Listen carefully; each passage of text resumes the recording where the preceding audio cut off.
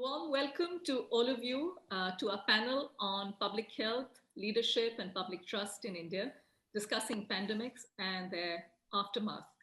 I want to start quickly by thanking the South Asia Institute and the Center for Science and Society at Columbia University for supporting and co-sponsoring this panel discussion. And there have been especially some colleagues who worked with me very closely throughout the past few weeks in planning this event.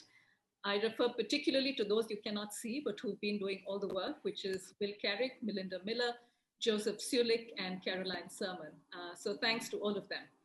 I'm Kavita Sivaramakrishnan. I have the honor of serving on the executive committee of the South Asia Institute, and I'm also co-lead of the Global History of Science cluster at the Center for Science and Society. We have two eminent and thoughtful speakers on our panel today, and we're honored that they've accepted to take the time to join us at what's clearly a very critical moment, and to speak and discuss a topic that's at the top of all of our minds. Rama Baru is professor at the Center for Social Medicine and Community Health at Jawaharlal Nehru University. She's also a fellow of the Institute of Chinese Studies in Delhi and honorary professor at the Central China Normal University in Wuhan in China. Her interests are on the commercialization of health, infectious diseases, and health inequalities. And she serves on several committees in the Ministries of Health and the Indian Council of Medical Research. And she's authored several books. A book on private healthcare in India, which is a personal favorite, which was quite an iconic book, which she authored right in the 1990s. And most recently, a co-authored publication called Commercialization of Medical Care in China. Dr. Siddharth Varadarajan is founding editor of The Wire. He was earlier editor of The Hindu. He's a recipient of the Shorenstein Journalism Award and the Ramnath Goenka Award for Journalist of the Year. He taught economics at New York University, journalism at the University of California, Berkeley, besides working at the Times of India. Now, we are clearly at a remarkable and tragic turning point in South Asia as India approaches 9.5 million cases of COVID-19 and almost 140,000 deaths. And several experts will say that this is a huge underestimation and it really is an undercount and marks actual real numbers. But there is a larger crisis in this pandemic. That is that it has also served as a moment of acute rupture.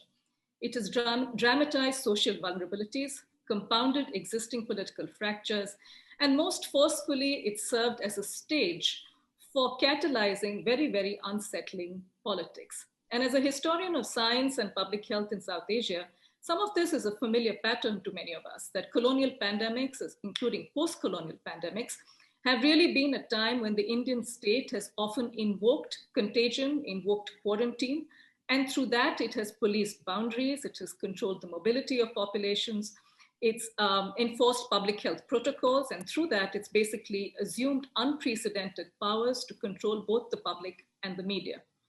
In particular, of course, pandemics have served to police those who lead the most precarious lives.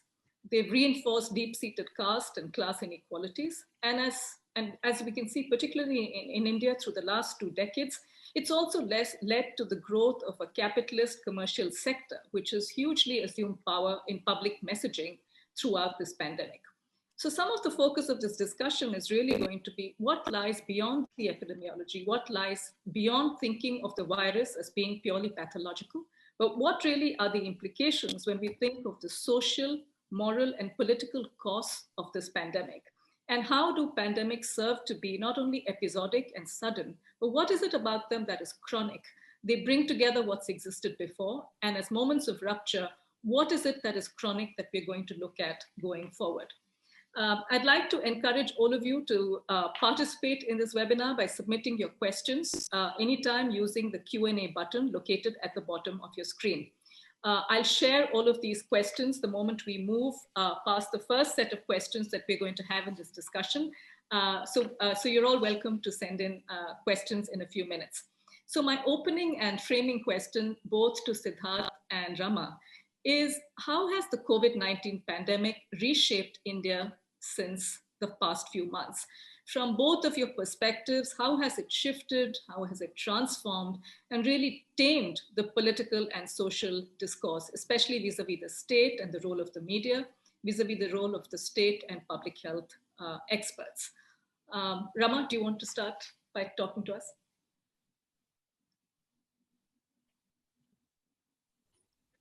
Yeah, thank you, Kavita. And I think I'll start off from when you introduced the whole subject, you spoke about ruptures, vulnerability, and crises. And I think that is really the framing that's extremely important when we look at the COVID-19 pandemic in South Asia, especially in India. There is a social and an economic dimension, and more dealing with the crisis as a health dimension. And I think it's also important for us to recognize that the evoking of the Epidemics Act of 1897 really the centralized response to the COVID-19 pandemic in the form of a severe lockdown from March onwards. So, in fact, the instruments of state power have been from the colonial power, and it has produced enormous ruptures, both socially, and it has produced vulnerability under tremendous stress. These are some of the major concerns that we face in the Indian population. And the exposed class and religious sense, my reading of it is COVID-19 is in a way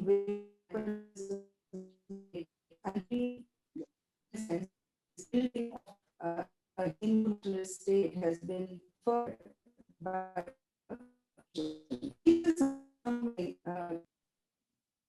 Yeah. Siddharth, do you want to follow up? Yeah. Sadly, we've 2 cents worth to the same question. And, I think that what the pandemic and the Indian state's response has established, or the pattern that we see, is how virtually every undemocratic and anti-democratic and authoritarian impulse in the Indian system has become accentuated. And in a way, it's brought out the worst in our system. And in virtually every dimension. For example, center-state relations. India has a complex federal polity where the rights of the center are balanced vis-a-vis the rights of the states. The pandemic has allowed Narendra Modi, despite the lip service he pays to so-called cooperative federalism, to actually strengthen the hands of the center vis-a-vis the states, riding roughshod on many of their prerogatives.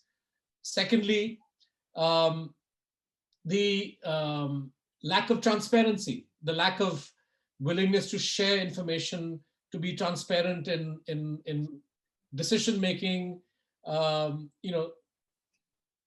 It's a long-standing problem of the Indian system, rectified somewhat by the right to information legislation from about 10 years back. But under Modi, RTI, transparency has been consistently undermined. And what we've seen in the way in which decisions were made, for example, Narendra Modi's decision to announce the lockdown. Right. Right to information queries have pretty much been stonewalled as to what was the deliberative process, who was consulted, who were the epidemiologists or the economists or the labor people who were consulted before the government rushed headlong into taking such a drastic decision as it did on March 24th, announcing what was then, and perhaps still is, the world's strictest lockdown, which led to the displacement of something like 10 million people as per government's statistics. Third, the tendency to clamp down on dissenting views. We know that over the last 5 or 6 years, the current government has acted in quite an authoritarian way against people who have opposed government policies on a wide range of issues.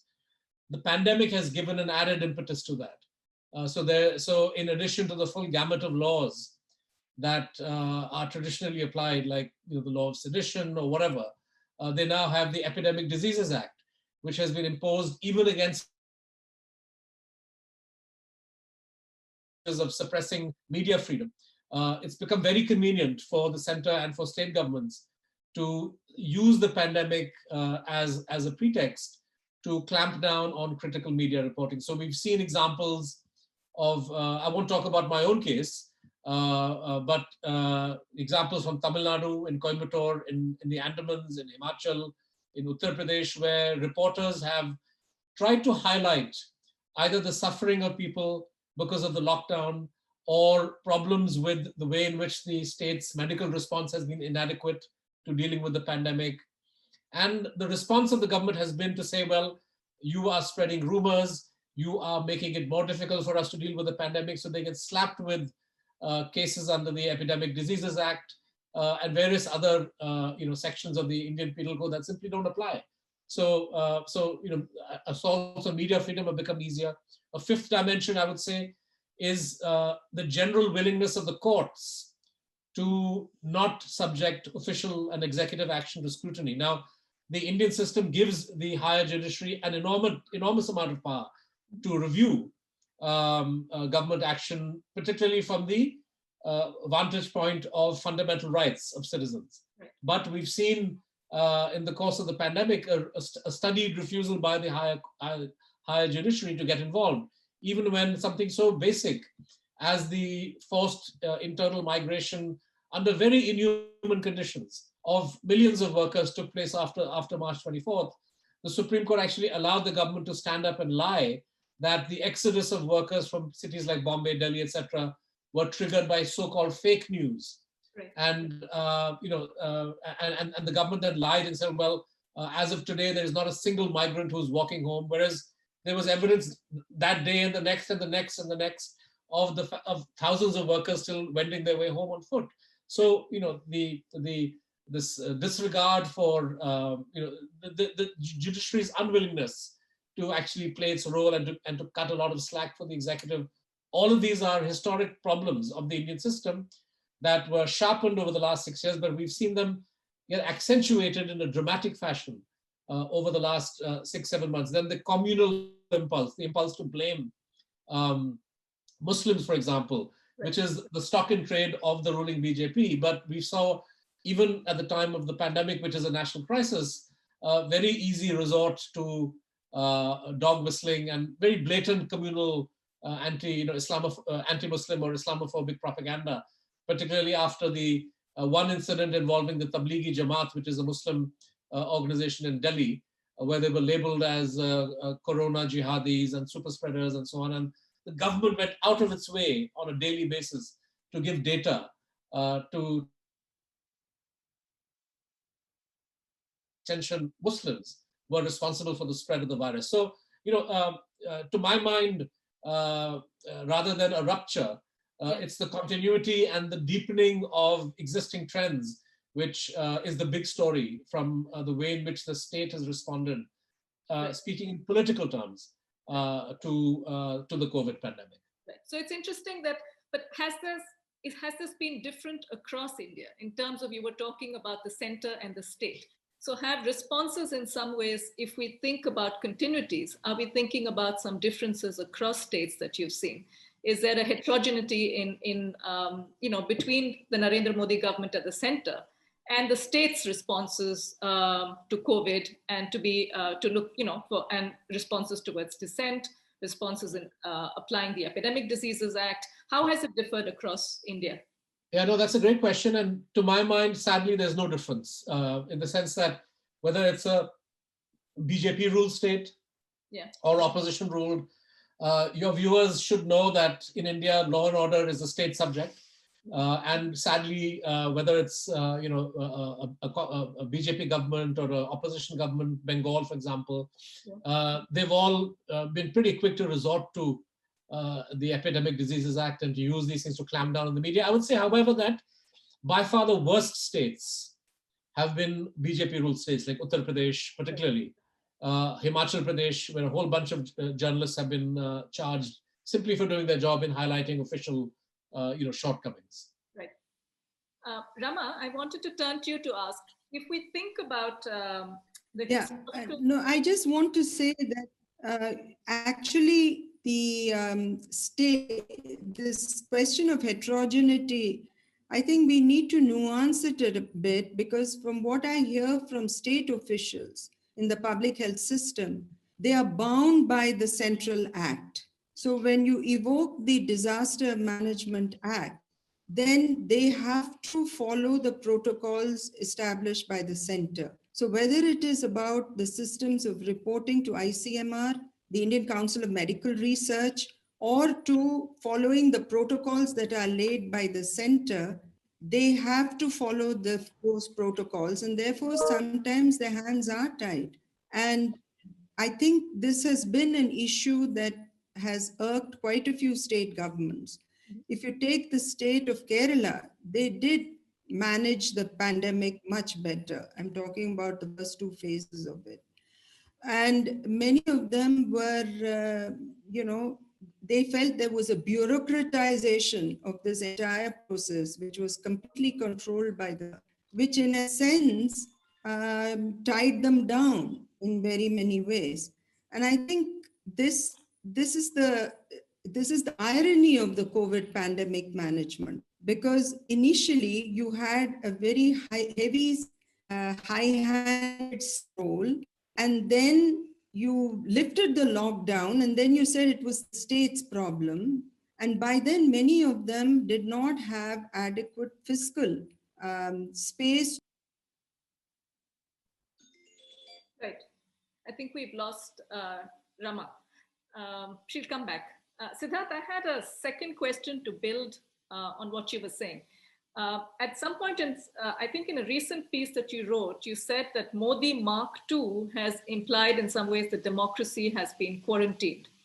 And I wanted to build on that to ask you, there's been a lot of voices within the government that says that during a public health pandemic, it's not the time to voice protest. It's not the time to voice certain kinds of dissent or critique, whether it's a critique of public health policies or the sorts of social justice related policies or rights-based policies. So what does this really mean? What is the implication of this? When is there the potential to dissent? When are we supposed to dissent? What does the pandemic offer as a space, and why is it set to constrain voices of dissent when you look at it from the state point of view, and what has it meant for the opposition and for the media? Well, first up, as a matter of practical necessity or the practical consideration, in the initial stages of the lockdown, there were pretty strict rules on any kind of social gathering, perhaps justified, because you didn't want to have the disease spread, particularly when people weren't used to wearing masks and these sorts of things. And we saw a set of rules come up, but these rules were stringently applied when it came to any manifestation of politics or political opposition, I would say.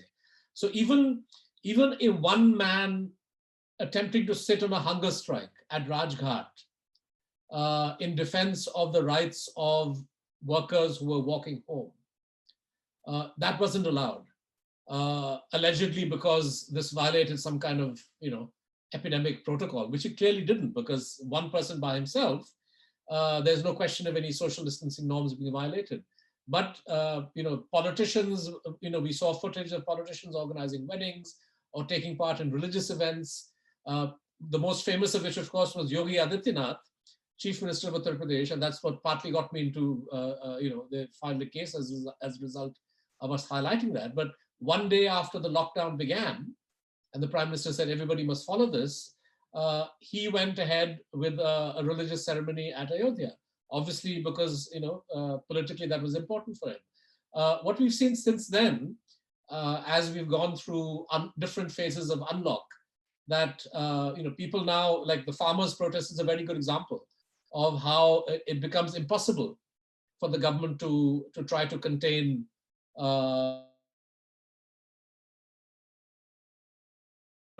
raise this issue that you should not be protesting at a time when there's a pandemic. The farmers responded by saying, well, why did you use the time of the pandemic to push through legal changes that have forced us to come out of the streets?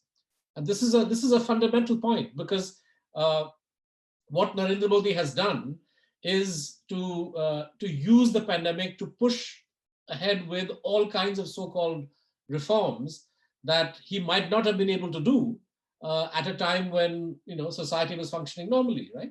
So he has taken full advantage of the fact that normal politics is suspended, and that it's very easy for you to brand and shut public protest down in the name of epidemic control, in order to further really an economic agenda that is in the eyes of working people in India against their basic interests.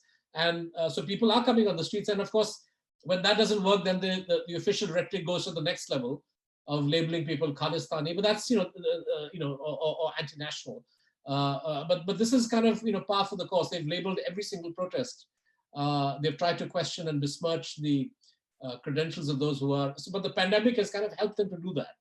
And we saw early on how the CAA movement was ended, although the Delhi riots effectively put an end to that in any case. But for I think authoritarian governments, the longer that this abnormality continues, the easier it is for them to ride roughshod. So we've seen, for example, curtailment of parliament sessions. When parliament meets, they did away with the questioner. Even when there's no problem with standing committees meeting virtually, the government will not give the green light for that to happen. So every attempt is being made to shut down forms of questioning and interrogation, citing the pandemic as an example. And but I see this not as a rupture. As I said, this is very much par for the course as far as all the trends that were evident when Mr. Modi became Prime Minister first in 2014. And I see Rama's back. We should probably get her before her connection goes. Yeah, Rama, we were talking about authoritarianism, the government assuming certain kinds of powers, and Siddharth's argument really is that this is a continuity, and in some way it just accentuates, compounds what has already existed. Did you have any reflections on that, especially? Yeah. And I think I agree with that politically, yes, the pandemic has been it has to further many of these agendas. But I think as far as the health services is concerned, it has produced many ruptures. And I want to say this because the entire burden of the COVID pandemic handling has been really on the shoulders of the public health system.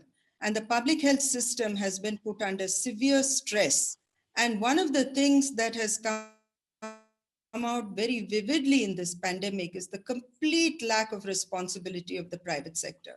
And I think this is very telling, because even when they had the budget announced, you would think that in the midst of this terrible pandemic, when you know that public systems were extremely important, and it's not just hospital-based care, but any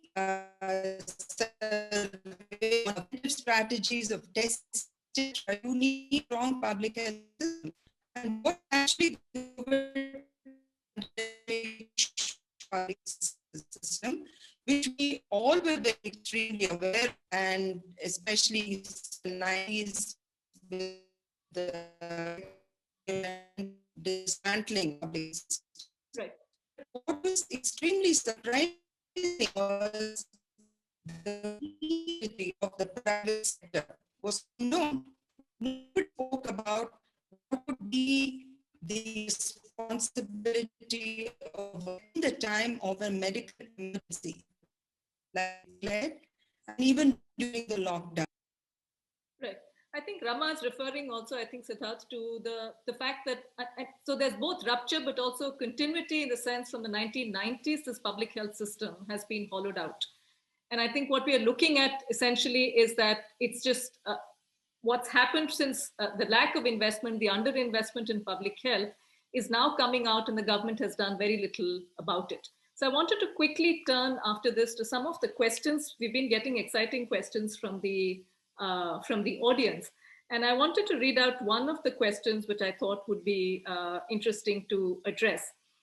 Can we actually quantify the costs of government failure in dealing with the pandemic is one of the questions. Is there some way of trying to hold the government responsible?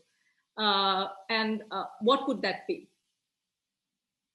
I think, it's a great question. And, it's the costs add up, whether it's the human cost, the life, the number of people who've died, or, and we don't have a good fix, quite frankly, on the overall impact of that, because you have the figure of nearly 130,000 COVID fatalities, but that's clearly an undercount. And we don't know the number of people who have died because the health system has stopped. Other problems that they're not able to get addressed, right? So there is that human cost. But I would say, today we interviewed Professor Pranab Sen, who's government's former chief statistician, for a program on The Wire, and he. The economy is in a very, very serious situation. He anticipates that by March next year, Indian GDP will have shrunk by 10%. India is, in a way, perhaps the worst affected economically of all countries that have, had to shoulder this the burden of the pandemic, and certainly in the South Asian region. And worldwide, the economic mishandling by the government, I think, has been catastrophic. And here I would say that the rushing headlong into a lockdown without due regard to how this would be implemented, what kind of safety net you could create, so that the economy doesn't get disrupted, so that livelihoods don't get destroyed. None of that was paid attention to by the Prime Minister. And, I think there was a sort of panic reaction where they just rushed along to this. And we are paying the price for this economic mishandling. And even today, if you look at the kind of fiscal intervention that's required to deal with the fallout of the pandemic, the kind of money that is being allocated, it's far less than what even relatively conservative economists say the government ought to be spending. So you can count the cost in multiple ways of lives, of the economy, or economic opportunities destroyed. I would say even questions of trust, like what was the need for the BJP? Fine, you have your communal agenda, but what was the need for you to use COVID in order to deepen religious polarization in the country and create, even now you have a situation, I'm not sure whether these boycotts are still going on, but the livelihoods of lots of Muslim vendors, for example, was destroyed in April and May by a lot of this kind of panic mongering, rumor mongering. So that, costs at multiple levels. I'm not sure how one would quantify this, but without a doubt, the pandemic and the government's handling of it, much more than the pandemic, has really shaken the edifice, and all kinds of costs have been incurred as a result. Costs, and I think what you're trying to bring out is also this issue when we're talking about trust. What is the credibility of the state, and how is it going to affect it going forwards? Is the question. Whom is it credible to when there are so many failures during a pandemic? Is it responding to? Is it trying to build up trust with the middle classes? Is that the audience? What about those who are most precariously affected, like migrant workers, the informal sector? So how can the state, what are we talking about? Who retains the trust, and how does, how can the state in some ways build trust? And clearly that's been one of the biggest gaps and challenges at this point of time. Rama, do you want to respond? I think this question of trust in health services has been eroded very, very dramatically during the COVID pandemic. And we thought that the lockdown would be a period when you would build health systems, both public and private, to respond.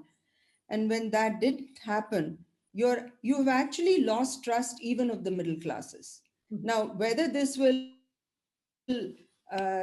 lack of trust will translate into any electoral change in the long run, we are seeing elections after elections being won. But the real issue is that there is a trust deficit among the middle classes, as well as, of course, the working classes. And I think this is to do with not only livelihoods, but it has to do with what happens when someone in my family is struck with COVID. Where do I go? And even the upper middle class has not had the access that they thought they enjoyed because they had the power and the access to state power.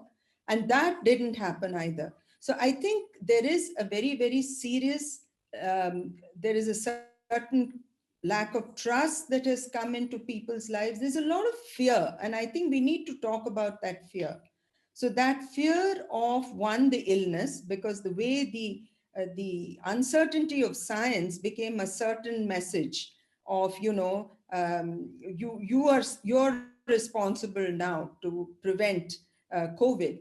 When you didn't have systems in place, there was uncertainty about the science of the virus, there was uncertainty about therapeutics, and so it would have been, I think, extremely important to talk about those uncertainties rather than say that, oh, COVID is going to go away. I mean, that is what we all thought when the lockdown was lifted, right? So we said, okay, we went through this very difficult period called the lockdown so that we would come out of it. But we haven't come out of it. We are in a serious crisis. So what does this deficit in trust really mean? And I'm building here on a question we've got. What does it mean in terms of the acceptability of vaccines? What does it mean in terms of going forwards for the next phases of the pandemic when we get into the second and third wave? Because clearly, both in political and public health terms, there's a need to build public trust, not only for electoral politics, but also going forward to be able to contain the pandemic in some ways. So this is a very serious moment in that sense, if both the middle class as well as other classes are affected. Siddharth, do you want to come in? Rama may be better equipped. From my vantage point, I don't see too much of an issue in terms of public acceptability of a vaccine. In the sense that if it's out there and the government takes all the steps to provide it free of cost, people will get vaccinated. I think people want this to end, and people still have enough basic faith and trust in the government to do the right thing. But speaking of vaccine, there was an interesting moment during the recent Bihar election, Kavita, where the BJP in its manifesto said that we're going to offer free vaccines if we're elected, right? And we had reporters speaking to ordinary voters in Patna and in rural areas, and they were aghast at this kind of promise, because I said, well, what kind of a promise is this? Because does it mean that if we don't vote you in, we will not have the right to a free vaccine? And I was struck by an observation somebody else made, that what about the people elsewhere in India? Aren't they also entitled to, this is not just a Bihar issue, right? So I think people have a keen sense of what's right and what's wrong. People are aware of the fact that the government has played politics with this. Even now we see, for example, breathless reporting of Mr. Modi going to different pharmaceutical companies to so-called, take stock of, the race to produce a vaccine and so on. Everybody knows that it's not at the level of the Prime Minister that these issues are going to be settled. Right. But there is a clear attempt, I think, to politicize this. But I think at the end of the day, if there's a serviceable vaccine and it's made available, and it has to be made available to people free of cost, otherwise, it's simply not going to, it's not going to achieve the purpose that you want to safeguard the public from this. And there's no clarity as yet on how the government intends to do this. But I think I don't foresee, I don't think there's a serious, if you mean kind of the anti-vaxxer kind of mindset that people are simply not going to trust, or they're thinking they're going to get even more ill from a vaccine. My sense, from my vantage point, Rama may correct me, is I don't see that as too much of a problem. Right. Thanks. Rama? Yeah, I think there's a lot of Rama, can you speak louder? Yeah. Questions within the scientific community. Can you hear me? Yes, we can hear you. Yeah, because the Indian Council of Medical Research has already commissioned a whole range of studies that is looking at vaccine hesitancy. And I think the concern is not just about whether individuals whether they'll be willing to take the vaccine, as it is an issue in the West, but I think it is also about health system preparedness to deliver vaccines.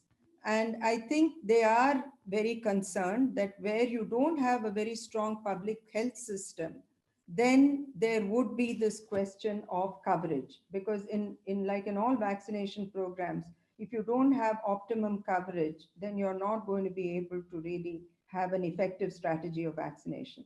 But I also think in the scientific community, there is concern about the safety and efficacy of this vaccine. And safety and efficacy of the vaccine, because there are uncertainties about the vaccine itself. How efficacious is going to be? Is it going to be able to? Who are you going to give? How are you going to prioritize? And I think it was interesting that there have been quite a bit of crosstalk between the political circles and the scientific community. It's all right to get up and say that we will vaccinate everybody, but you need 2 doses of that vaccine. And there have been some calculations on that. Do you have that kind of, one, the resources for that? Second, the production capacity for that. And thirdly, the health system preparedness for that. Right. So I think there has been some amount of discussion in the scientific community, but the official scientific community has been rather muted on this. And I think that is not a very good thing for a good statement on the scientific establishment of the country.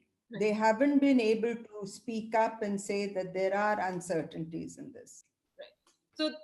So there's both this aspect of performance, political performance that Siddharth is talking about, but also this issue of experts themselves being able to really, what is expert, yeah. How is expert knowledge conveyed? And are they also able to convey not only certainty, but also doubt, which is what I think Rama is saying.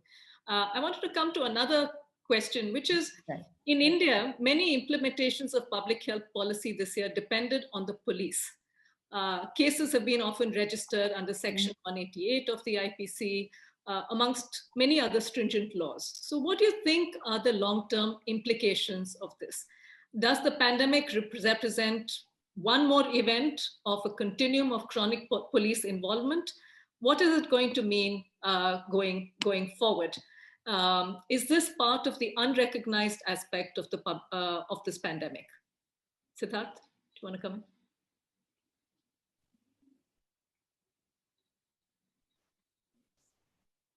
Siddharth? Oh, sorry, I lost you for a second. No, I think, look, there's a certain amount of inevitability to this, right? Even in the UK, we've seen the police being dragged into enforcing social distancing norms, or the curfew that people, took a lot of objection to, and the cops initially were pretty reluctant to enforce some of those guidelines.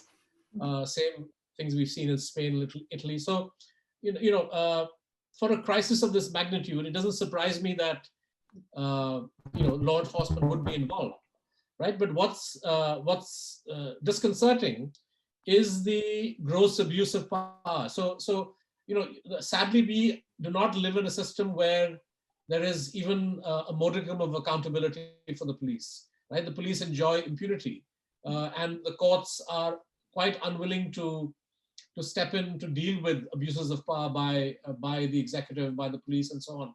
So this has compounded things. So in an ideal world, I don't think anybody would have an objection to the police, or we have examples. For example, we have examples during floods or other natural disasters, right, where the army has been pressed in to provide relief. So nobody has there's no theological or fundamental objection to that sort of thing. But in the Indian context, where the police already enjoys untrammeled authority, and where from day one there's been a certain amount of politicization, right? The government has tried to extract political benefits from the way in which the pandemics, the way in which it has attempted to control the pandemic. Under these circumstances, the role of the police is problematic, and I share your concern that once the pandemic is over, we will still be left with a situation where the police will enjoy added authority. We don't know to what for example, the Epidemic Diseases Act itself was amended to make it more stringent. And this is an act that has survived over 100 years, but the need was felt that you had to amend it to introduce all kinds of penal provisions which weren't there earlier. So there is a sense in which the natural reflexes of the state, as it were, are asserting themselves, and I would say also that some of the other kind of laws, it's not a coincidence that some of the new laws that states are passing under this pretext of so-called love jihad, where new crimes are being defined, right. New penalties are being prescribed. All of this is happening under the cover of the pandemic. So the state has responded to the unfolding crisis and looking at it as a great opportunity to do all the things that they would love to have done earlier, but which they would have found difficult. And I think it's in that context that the role of the police and the way in which they have managed to slap whether it's 188 of the IPC, which is the provision of disregarding the order of a public servant, or other sections of law, this is highly disconcerting. The use of sedition. Vinod Dua, TV journalist, he did a program on the movement of migrants in the first week of April, and the Himachal Pradesh police have charged him with sedition. And despite the matter going to the Supreme Court, and despite there being 60 years of Supreme Court jurisprudence saying that the crime of sedition cannot apply simply to speech, there has to be a very direct nexus with acts of violence. And despite Vinod Dua taking his matter to the Supreme Court, the case carries on. So all of these are examples of how the police is taking advantage, and I'm afraid the lingering effects of that are going to remain. Right.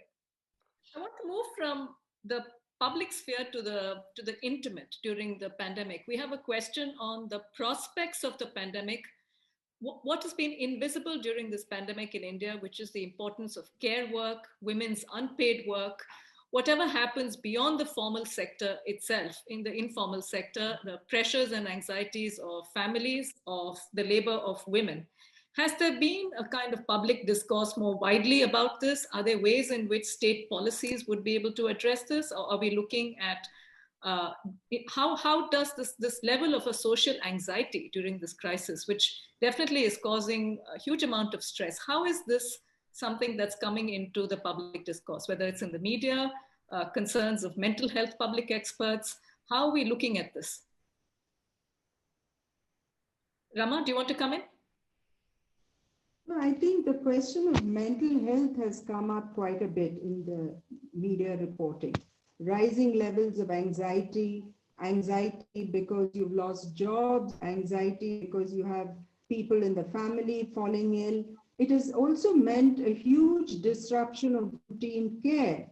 So, this has really been very disruptive for people who suffer from a range of diseases that require regular monitoring, or even for more serious conditions like cancer and other, non-communicable diseases like diabetes, etc. where you need constant monitoring, it has led to disruption. And there are people who were on cancer treatment who just fell out of getting in for chemotherapy, etc., because of the COVID pandemic, because of the fear that if you go to a hospital, you may not get the care you require, and therefore you just stop treatment. But I think this question of social anxiety of caregivers is very heightened in the case of older persons. And I think, especially in formal work, because of COVID restrictions, a lot of informal support and care that went in for both the older persons as well as people who suffered from chronic.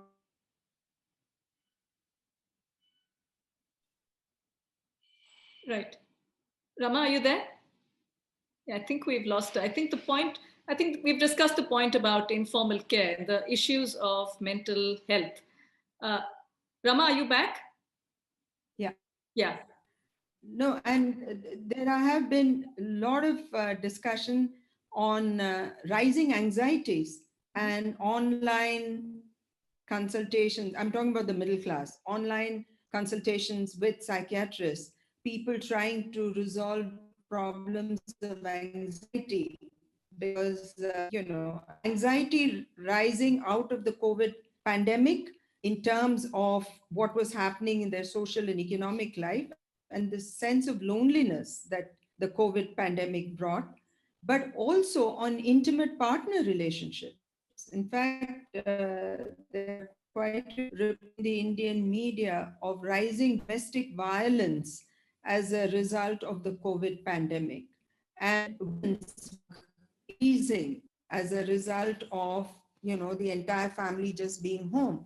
So I think there have been these very, very important aspects to the pandemic, which we, in a sense, don't really address very often, because if you look at it purely as a structural, what are the structural consequences of it or the health service consequences?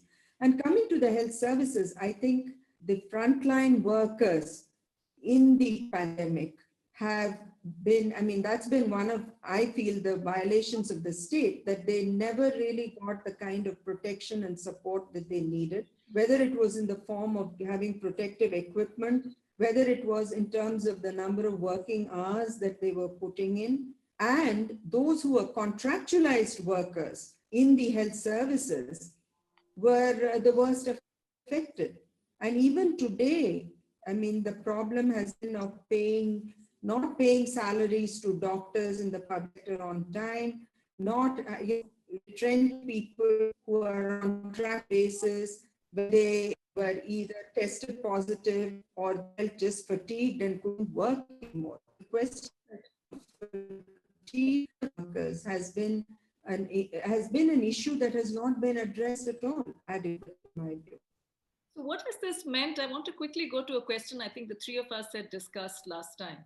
If we think of all of these issues, if we think of both mental health issues, we've talked about the effects on migrant workers, what is the translation politically and electorally? One of the questions we've got is, in spite of this crisis of the majority of laborers being from Bihar, who were at the receiving end of this pandemic, yet the BJP was not affected in the Legislative Assembly election following the lockdown. How do we see this? And why is it that in some ways a lot of these failures are not translating themselves into also creating a certain kind of political crisis and political damage? You want me to answer that? Yeah, sure. So, I think we don't have enough granular survey data to make a definitive assessment of the impact of the forced return migration of workers to Bihar in the context of the assembly election. We do know that the result was much closer than the BJP would have liked. In fact, had the pandemic not occurred, had the lockdown not occurred, I suspect that the BJP would have done far better. So I'm sure that the mishandling was a factor, although I have no, we have anecdotal evidence, but I would be wary of trying to put a figure on that. I would say also at the same time that people at a time of a national crisis would also be quite wary of rocking the national political boat. Or if you're taking part in a state election in the context of vaccines being rolled out and so on, you don't necessarily want to be in a state that is at loggerheads with the center, right? So there are all kinds of complex factors that would come into play here. But I would say that people's livelihood issues have a way of asserting themselves, and the way that the farmers have reacted to the three laws that were pushed in Parliament with hardly any discussion, were kind of rammed through.